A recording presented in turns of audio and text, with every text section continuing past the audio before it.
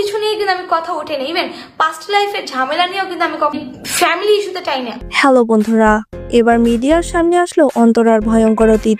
কি করে বেড়াতো এই অভিনেত্রী নুসরাত জাহান অন্তরা, কোথা থেকে উঠে এসে আজ এই অবস্থা তার।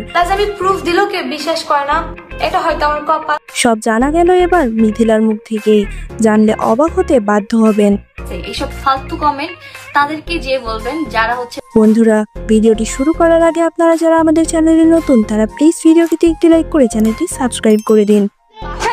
পাগল হয়ে যাব, ঠিকমতো কোনো কাজও করতে পারবো না। বাংলাদেশের নাম্বার 1 জনপ্রিয় ইউটিউবার রাকিব হোসেনের স্ত্রী হলেন অভিনেত্রী নুসরাত জাহান অন্তরা।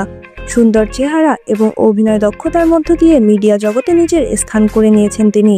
কিন্তু কে এই অন্তরা, কি তার আসল পরিচয়, সবই জানাবো আজকের এই ভিডিওতে। প্লিজ গাইস, তোমরা যারা এখনো সাবস্ক্রাইব করনি তাদের সাবস্ক্রাইব করে দাও। বন্ধুরা, অভিনেত্রী নুসরাত জাহান অন্তরার গ্রামের বাড়ি হলো ফরিদপুরে জন্ম হলেও ছোট থেকে তার বেড়ে ওঠা রাজধানী শহরেই।